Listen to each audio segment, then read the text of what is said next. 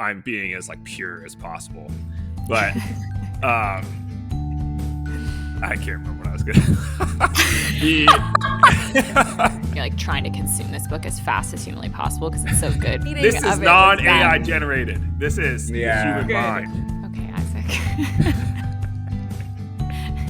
You got through it on that one. That's all that matters. Leave your self-help books on the shelf and read Rage of Dragons. Let's go beyond the first page. Let's go beyond the first page. Hello, second pagers, and welcome back to Beyond the First Page podcast with siblings Phoebe, Phil, and Isaac. I'm Phoebe. I'm Phil. I'm Isaac. And this is Club Meeting 30, The Rage of Dragons by Evan Winter. As a reminder, this is a book club style podcast, and so we will be talking about major plot points and spoilers from throughout The Rage of Dragons. And so if you don't want that book to be ruined for you, really recommend that you read that book and then come on and listen to the discussion. And especially for all of our fantasy lovers out there, this is an absolutely phenomenal book. We're going to get into talking about it and what makes it so good. But really recommend that you do read this book. And as always, if you like the podcast, please subscribe to our Spotify, YouTube, follow us on Instagram, give us a 5-star rating if you enjoy the episode, and we really hope that you do. So this week we are going to, as always, start off with a little icebreaker. And I wanted to start off by asking the boys about their favorite meal, completely unrelated to The Rage of Dragons. But I just went to a really fancy dinner last night with my best friend and to celebrate our birthdays. So anyways, I wanted to know what your guys' favorite meal was. And that can be like anything from like the best meal you had at a restaurant to your go-to meal when you're serving it to somebody else, whatever, interpret it how you will. And I'll go first. I think mine, I like to cook. So I think I would say my favorite meal that I like to make for other people is penne alla vodka with vodka sauce. Yeah, it's really good. It's really easy. It's like always a crowd pleaser. It's easy to whip up if you have guests. You don't feel like you're like taking too much time away from them. So that's kind of my go-to. And that's Jaden, my husband's favorite meal. So I think that also helps with it being my favorite to make. So that's mine. What about you guys? Nice.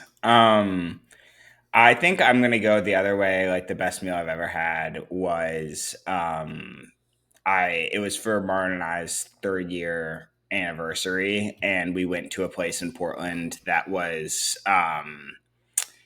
it was the same James Beard award that maybe Isaac will say, but the James Beard is like the American Michelin, and the guy won it, and it was just like ridiculously good.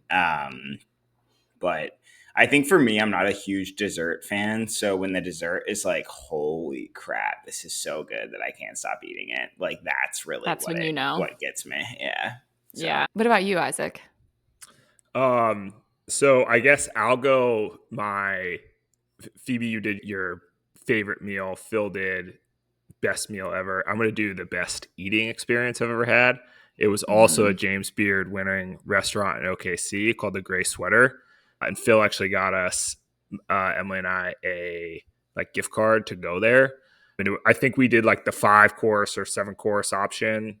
They made it was like a fancy restaurant. So like the portions are kind of tiny, small. But it wasn't absurdly small. Actually, we left kind of full, which was cool. That might just be like he was tailoring to the Oklahoma huge audience. Yeah, that's really clutch, actually. Because when you got to get Chick-fil-A on the way home, you're just like, that's disappointing. Yeah. But the multiple cool things about this were they made the kitchen was like an open kitchen, so you were watching them cook. It wasn't necessarily, you didn't know if it was necessarily yours, but you saw all the food prepared in front of you, which was really cool. And we did the wine tasting, and the wine that they paired it with would like change taste depending on the meal you ate. So you would take a sip of the wine and it'd be like, oh, this is kind of like odd. Then you would have the food and drink the wine again, and the wine would taste completely different. Yeah, that's so crazy. Like the reactions and stuff with it were like just very cool. Yeah. You said like it was orange wine that was kind of like weird, and then you had it with the food, and then it was good. Yeah, I think type it was thing. like a wine from like one of the like Baltic countries, and it was like orange. Mhm. And it was like I probably wouldn't have drank it by itself Otherwise. Right. But then you had this like pork belly thing with it, and it was like completely altered and amazingly good. Yeah. Yeah, that's cool. I feel like the like fancy restaurants, a lot of it that is trending towards being able to see in the kitchen, because we got to do that too. And it was just crazy because we watched this guy for 45 minutes prepare like pineapple slices in this little like it was just the precision is crazy, but it's really cool to see it. I like the open kitchen concept. We were also watching the show The Bear at the time we went to see it. Oh, so yeah. It was like, Yes, chef. Yes, chef. Yeah. hands. I'm a sucker for like all type of cooking movie show. Like the Bradley Cooper one with Burnt wasn't even that good. I was like, I think that's a good show. I mean, IMDb gave it like a 5.3, and I'm like, one of my favorites. Love it. Love it. Oh, damn. Yeah. I'm a big Bradley Cooper fan. I've never even seen that. Oh, that's a good one. Good. You should watch it. Yeah. Cool. All right. Well, let's get into talking about The Rage of Dragons. Again, there's not really like an emphasis of food in any kind of way. That was just like something that was happening in my life. So, let's start talking about it. Isaac, can you give us The Rage of Dragons by Evan Winters in 60 seconds? Yes, I can. Tao is a young man about to test into the Ihashi, the warriors of the lesser caste of the Omehi people. His life is altered drastically when his father steps in to protect Tao after he beats a noble in training in front of other nobles. His father is killed on the order of the guardian counselor, and Tao vows to take his revenge on all those he feels responsible for his father's death. Tao has to run away from his home after killing the ruler of his town's son, who is one of the people Tao blames for his father dying, and he runs to the Citadel City to take part in the test to become an Ihashi. Even though he doesn't complete the test to qualify, Jahid, a renowned warrior that has been given his own scale of fighters to experiment with different training types, advocates for Tao to be part of his scale. Jahid impresses upon Tao the importance of training and work ethic if he really wants to become the best warrior. And Tao takes that to heart. He even finds a way to train in the Isiago, the demon world where the time moves much slower. And if just his mind goes there, he cannot actually be physically hurt. Tao becomes the best fighter in the scale and possibly the best fighter of all the trainees, lesser or noble. He relishes his chance to prove it and to fight Kellen Okar, one of the men Tao holds responsible for his father's death, in the Queen's melee. Tao finally does get his chance and most likely would have beat Kellen, but he leaves his scale mates in an indefensible position and they are forced to surrender, losing the contest. While the whole scale is reflecting on their loss, the Omehi are attacked by their perpetual enemy, the Zeden. All of the initiates are forced into real military action in defense of their queendom. During the fighting, Tao, his girlfriend Zuri, who is a gifted who can control the dragons to perform other magical feats, and Kellen, who Zuri is gifted for, realize that the queendom has been betrayed, and Abasi Odili, the guardian counselor, has raised a coup against the queen and brokered a false peace with the Zeden in order to kill hundreds of thousands of them with the dragon. The three lead a group to find the queen and protect her, and they succeed, but with the sacrifice of Zuri, who frees the dragon at the Citadel to fight the rebels and convince the invading Zeden to give them time to broker a new peace deal. The book ends with Tao in crippling grief over Zuri's death and the queen asking him to be her champion. Okay, Isaac. You got through it on that one. That's all that matters. Not your best work on that one. Not your best. The summary What's wrong with that? The reading. This is of non-AI generated. This is the human Good. mind. Yeah. Good. Maybe that just scares me a little bit for the AI revolution. Yeah. No, the summary was perfect. The Zedine. It was very well. Abasio Dilly. So what you guys don't hear is that we actually, for about 10 minutes before this podcast, we're trying to figure out how to say the word Zedine, and then Isaac completely didn't listen. Say it the right way. I forgot. Yeah, no, he did. Well, let's just take a page out of R.J. Barker's book, though, and hope that Evan Winters feels the same way in that it's the readers. It's up to the reader how they want to pronounce each person's and place's name in the book. Honestly, I like Zadine better. I don't even know what I said, but I know it felt wrong. I don't either. It felt wrong. Did not feel good. I felt unclean. Oh my gosh. Well, okay, so we did something last time for Night Watch for our avid listeners of the pod.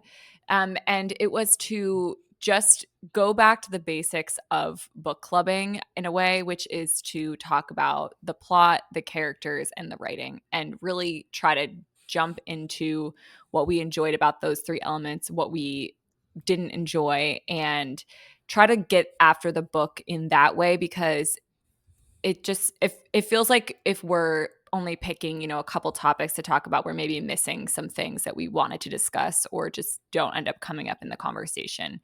So I think to start, since we just talked about the plot, maybe we should get into the plot originally and talk about what we liked and didn't like. And as I was thinking about this, I'm curious to hear what you guys have to say about plot, because I thought it was phenomenal, and I'm kind of struggling, like, what could we critique about it? And so maybe let's start with the negative, because I think just starting out, this book was so freaking good. Like, I read it in a day, and then I read the second one right after because I really wanted to know what happened in the second one.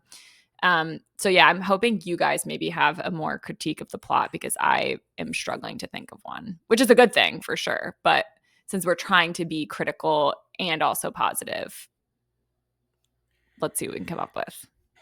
Yeah, I think my only critique with the plot was that, and this is like sort of a critique and sort of not, because I do think it was necessary, but I think sometimes the long intros are tough to then just jump. I think we jumped forward. I forget the time, the scale of time, if you guys could help me with those words. 187 years. But it's not years, it's something. It's, cycles. Cycles. So I'm not sure exactly what the cycle is. Those are not years, I don't think. Yeah, those are it's different. Not years. So, but you jump forward drastically in time. And I think sometimes for a reader, especially with fantasy, when there's a lot happening, you sort of, okay, I'm nestled in. I know these characters a little bit. Okay, never mind. Everything is different. Like this You're talking really about matter. the introduction from the book, like with the Queen intro, Tahiti. which is pretty long, like a pretty long intro, and none of it, and it does matter, but like it matters in the same way that the intro to the Game of Thrones matters, where it's the two rangers and the White Walkers are coming in and they die, and it's just like it doesn't matter until the middle of the second book, where you're like, oh wow, this is actually really important, which is not that long, but I think that is sometimes maybe could have been done better, but I don't know. That's a tough critique. Because I don't really feel that way. I think it's a little bit, I think if I would have gotten lost, that is like a way that you can definitely get lost in a book. Is by hooking on to that early introduction. Yeah.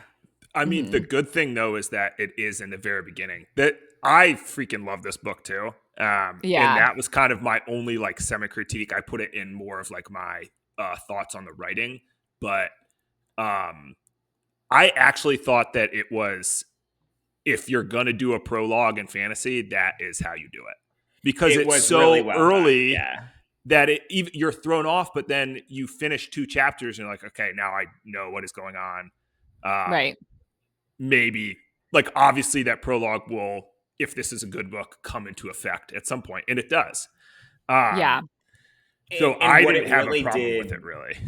Yeah, I mean, what it really did well, too, was it introduced this severity of, in sort of like the Queen's Champion, like what that meant. Yeah. Right. And like that would have been pretty difficult to do without like a first person, because I would have seen it like a regent or like even like a husband, but it's not. Like it's a different relationship. And it would have been hard to do that from a third person point of view.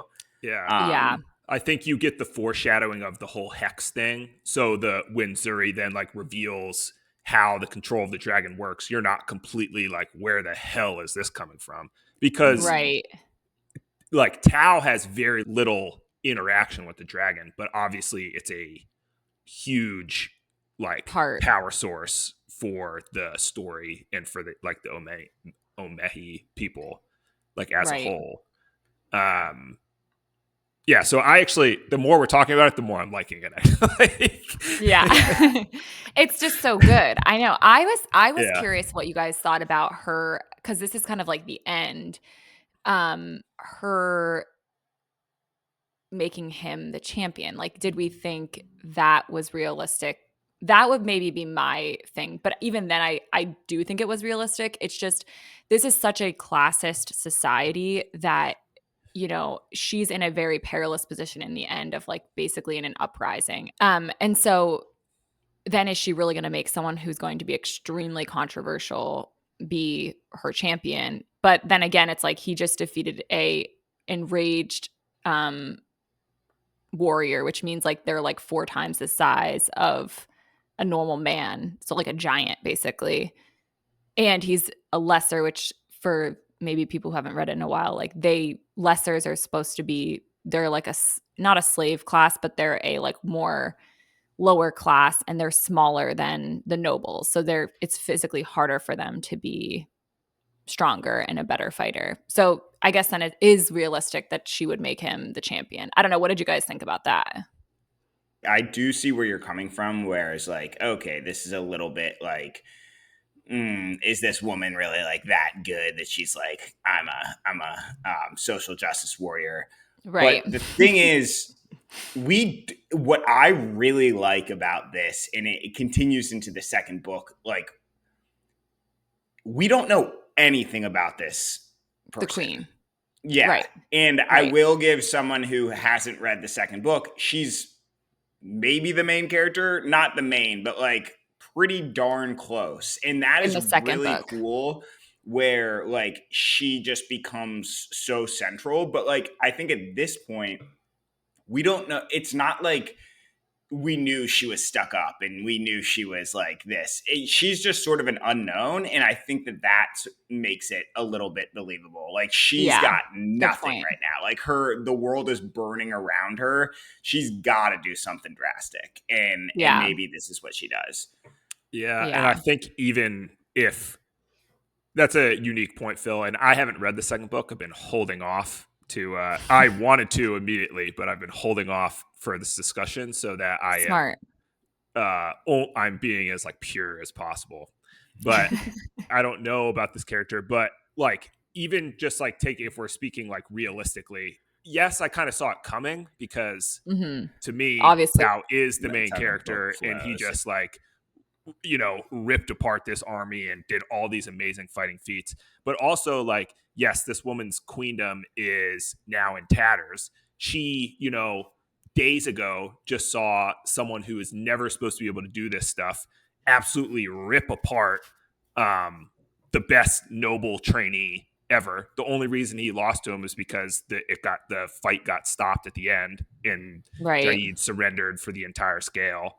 And she's kind of like, she's in this political position where it's like when the president picks a vice president that has a completely different base than them to, you know, try to consolidate the power. Right. Like she kind of has no choice because all the lessers weren't involved in the coup. So she just killed off most of the noble class. So she needs someone to, you know, draw that alliance to even keep her in power. Even if you're thinking from the most selfish standpoint ever, like it is in her best interest to have a representation of a lesser beside her. Yeah. What did you think, Phoebe? What was your negative plot points?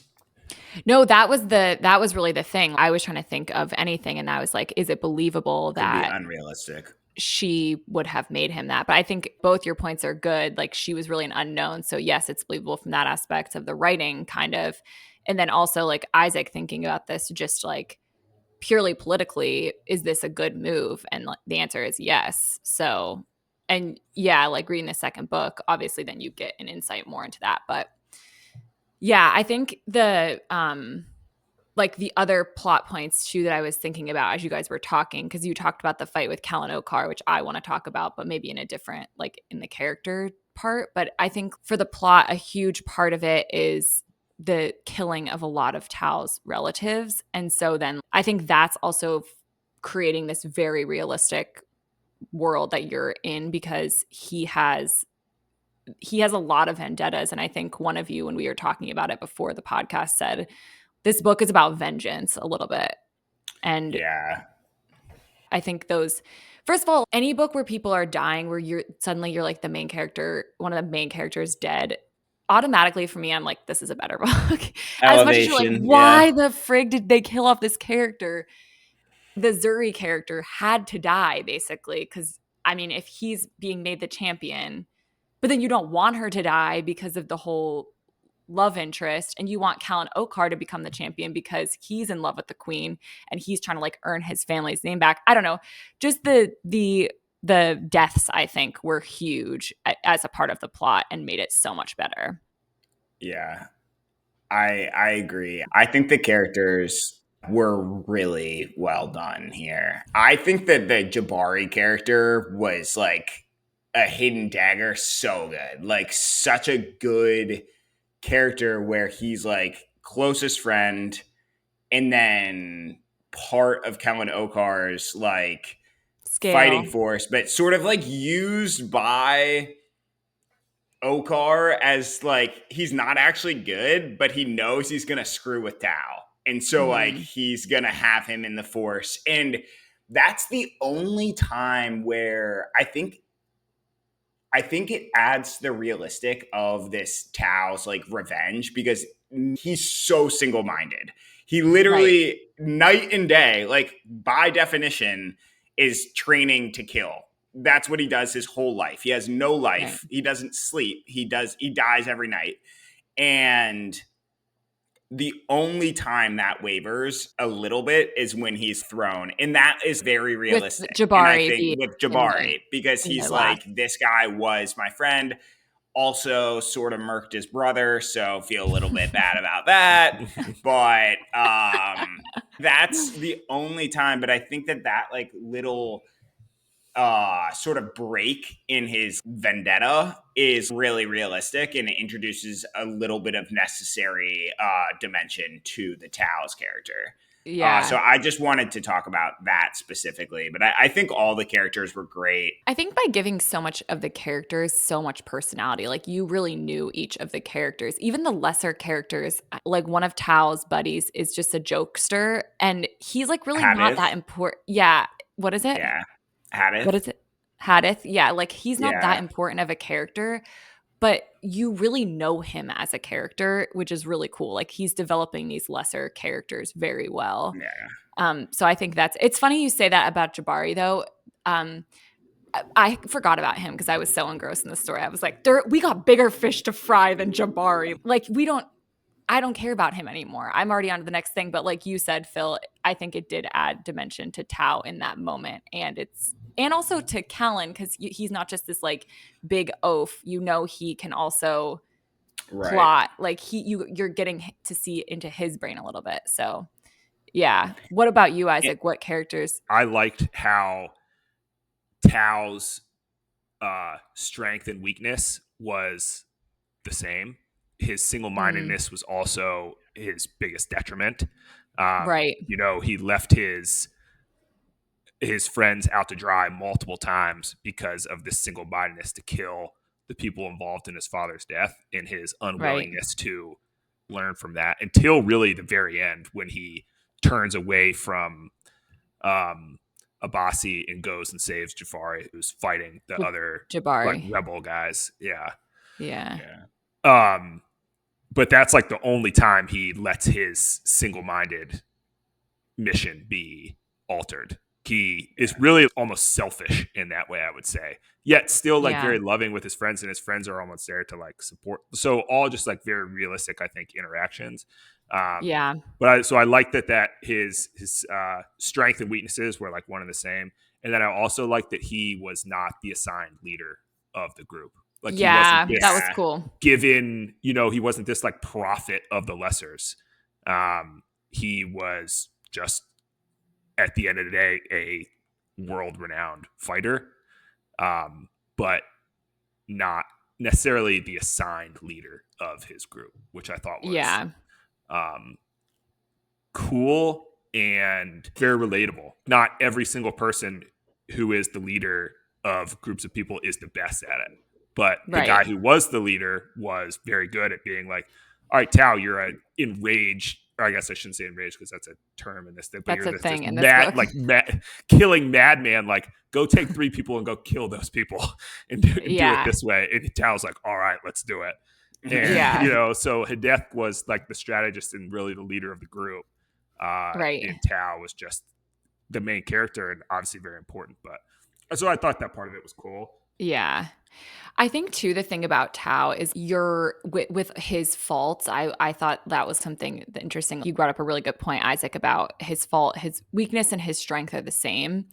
And I think that also as a reader drives you forward because you're hoping that he's going to seek some sort of like epiphany or peace with what is happening. And by the end of the first book, like you really don't. He's still on vengeance, like on a roll, and but you're hoping that his friend, all these characters that are kind of helping him become into this other, like you said, symbol for this revolution.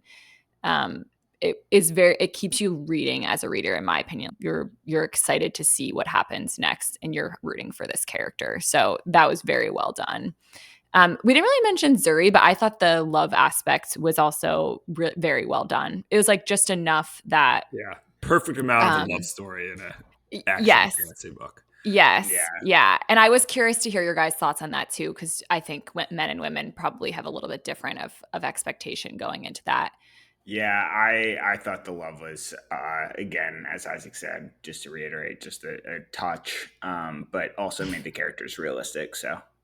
Yeah. I thought that they were going to crush Tao again by Zuri and Kellen getting together. I thought that too. I was like, uh-oh. He floated that for sure. Yeah. Which was really well done. Yeah. Totally agree. But then I'm kind of glad that it like did, because that was the obvious turn of stuff. Like in a book that this reminded me a lot of was the Red Rising series. And that happens exactly like that in the Red Rising.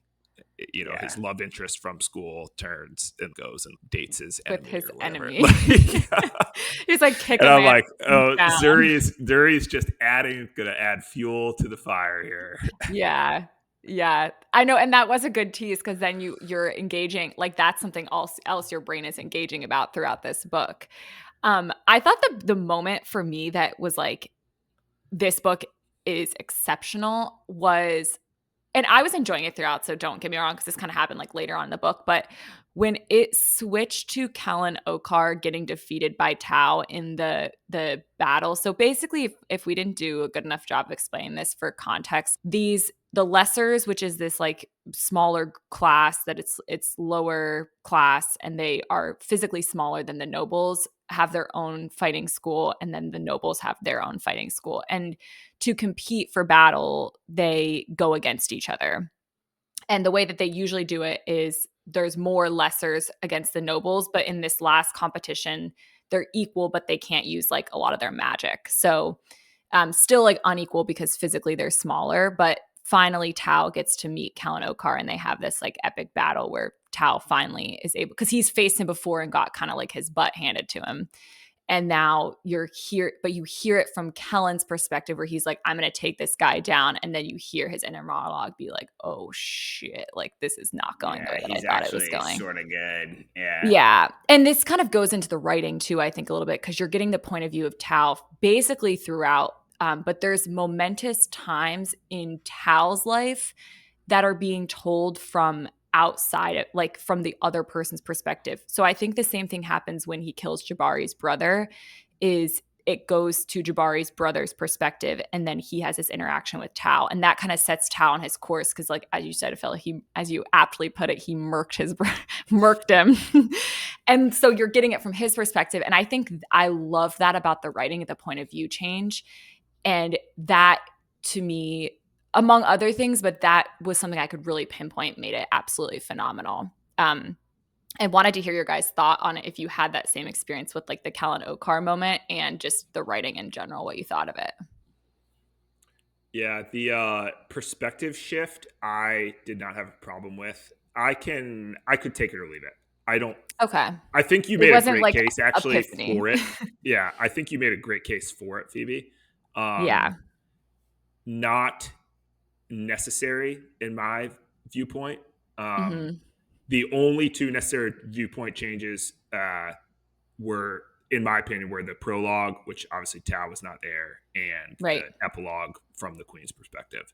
But those are also kind of broken, like deliberately chopped apart in the book as well, Right. with like the titles. But I didn't mind it. Yeah. It didn't detract for me at all. It just Yeah. wasn't It as didn't awe add. inspiring to me, I Mhm. guess. Yeah. Yeah, I think Yeah. I'm probably on the train with Isaac on this one. Hmm. I did love the fact that it was, other than that, Single point of first view. single point of view. Yeah, which we've Yeah. talked about is Same. just like um, definitely the multi point of view is overdone. So yeah, Yeah. Yeah. I will say the perspective of the The enemy Zadine. warrior, the that Sidine was warrior. cool. The pop in and out was cool. Yes. Yeah, Yeah.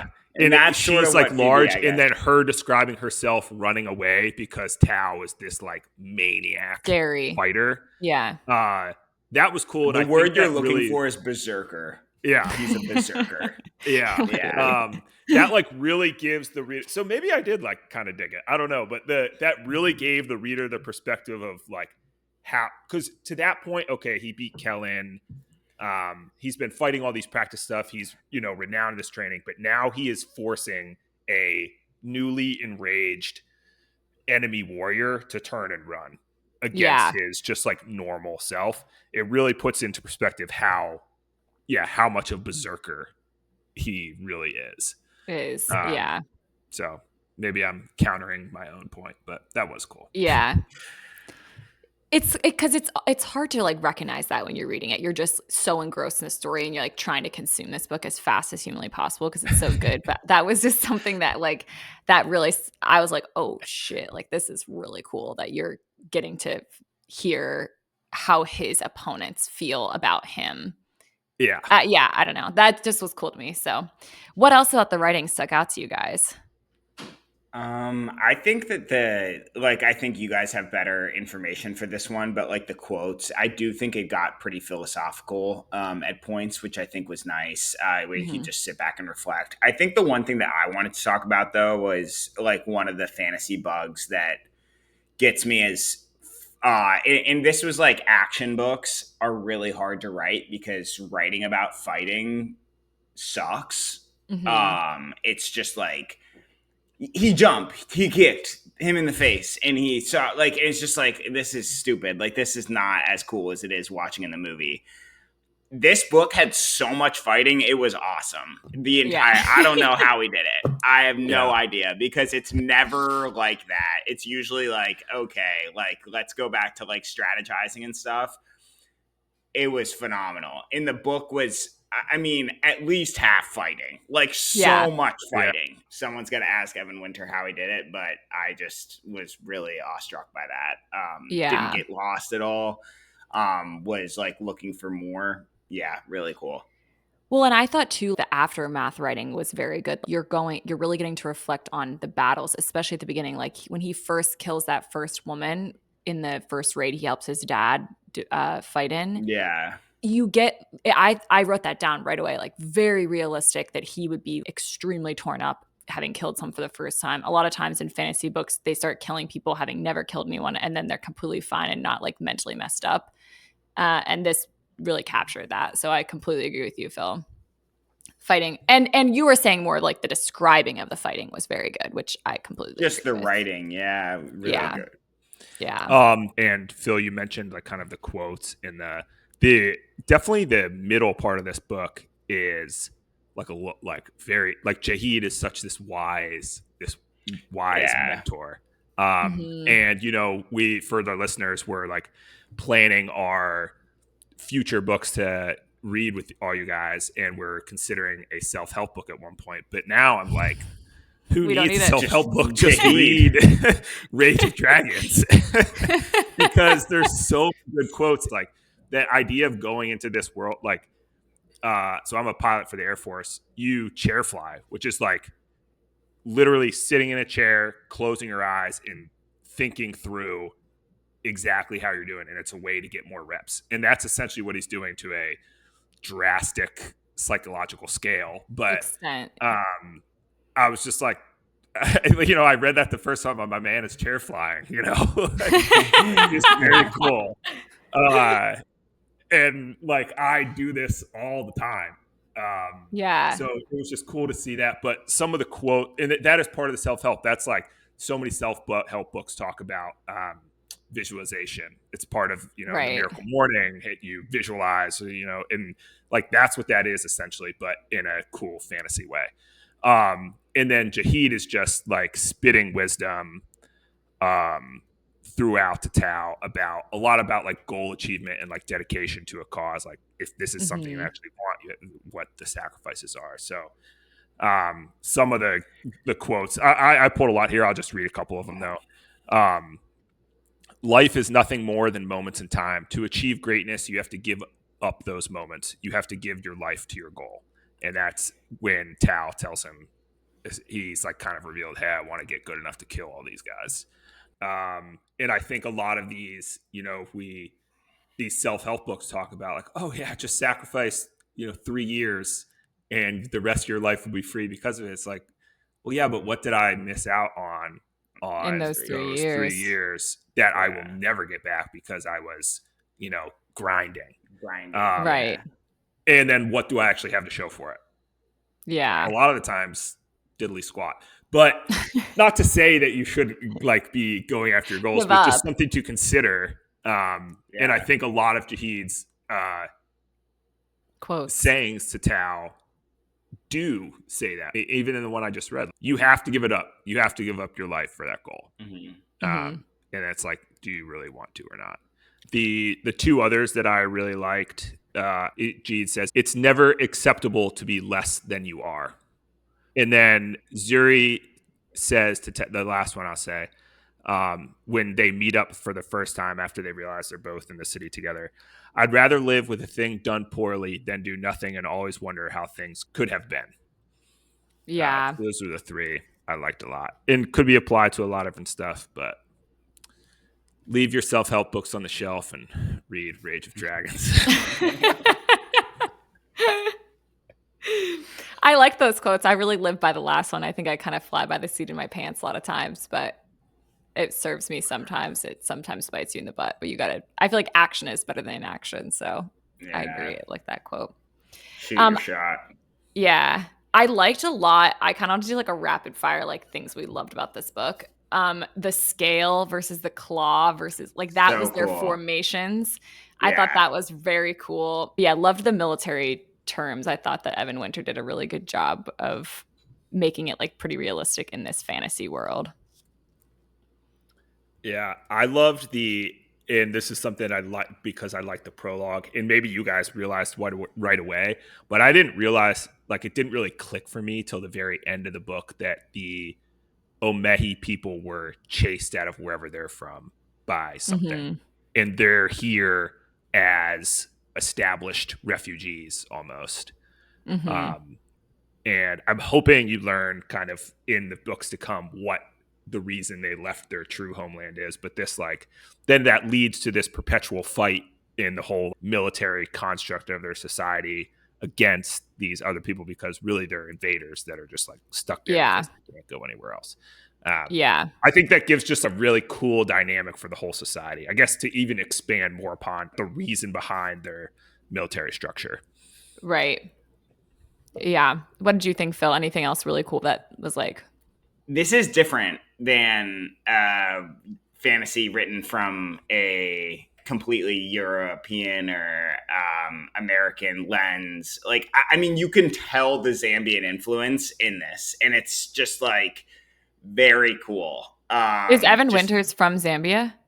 Yeah, so he grew up in Zambia. Wow. And he's Canadian, but he spent his whole childhood in Zambia. So, and you get that influence, and I just think that that's really cool. I loved the word queendom, great word. Yeah. Love that it was a women-centered society Yeah. where the power came from, like, men Only couldn't be women the could. wizards, which Yep. was cool. The queendom was very cool. I liked that a Yeah. lot. I agree. It was well done. Honestly, just really great book overall. I feel like there's even more. I really want Isaac to read the second one so we can like come on and talk about the second one too. And I thought it was a trilogy, and it's actually, I think, maybe projected to Oh, be at he's least playing 4 4. books. Yeah, so that's really cool too, because I did feel like I'm like, how is he going to explain all of this in the next book? But the Yeah. third one comes out soon, right? Which is Yeah, it comes out in November, I think, or October. It's a oh, little later than I thought. Yeah, so unfortunately, we have to wait that long to get our hands on it, but hopefully I'm sure it'll be just as good and it'll be worth the wait. So this was a 5 for me. I'll just say on our new rating scale of a 1 through 5, this was a 5 for me for Yeah, sure. Would read it hard 5. again, would recommend it to a friend, all the above. Same for me. yeah, same. And I'm curious what you guys think. I know, Isaac, you mentioned the Red Rising series, which was was an apt comparison, I think. I am going to go with the Night Angel trilogy by Brent Weeks. I think that Tao reminds me a lot of the main character in this book because, like, yes, he is good. We talked about this a lot, and Isaac, you brought it up. He has a lot of good and bad, and his strength is his weakness. And so I think the main character in the Night Angel also has he's kind of conflicted on like what to do that's right and wrong, and he's trying to do the right things for the wrong reasons and vice versa. So also just a really great series, and he's an assassin in it. So yeah, would recommend that series if you liked this book. What about you, Isaac? Yeah, so I mean, I mentioned the Red Rising, but I'm actually going to say the Bone Ships by R.J. Barker, which is the first book in the Tide Child series. Um, there, they have the women are kind of like the seats of power almost. Like men and women both are operating in this world, but most of the ship captains are women, the rulers are women, and their unique power actually just the ability of childbirth is very important in this society. So that's where their kind of power comes from. But I was reminded a lot of that series reading this first book. Yeah. What about you, Phil? Yeah, I think mine, I'm going to go a little bit different. I think there's a lot of fantasy, and I do think Phoebe's yours is like the closest to it. I think that the Anthony Ryan series that Isaac has recommended before is really good with that one too. Isaac, what is that trilogy The again? Raven Shadow. The Raven Shadow, yeah. So that one's really good. But I'm gonna go a little different. Fonda Lee's Jade City trilogy. It's actually like a modern fantasy based. She's Korean, and so it's sort of like a urban fantasy where they're Korean gangs. But they have like power. It's phenomenal, but it's also there's a lot of dueling and a lot of fighting and a lot of like sort of like strategy with gangs. I don't know. It's really good, and I think that she does fighting as well as Evan Winters does. Mm-hmm. So yeah, would go with that one. Nice. I haven't heard of that one, Phil. It sounds cool.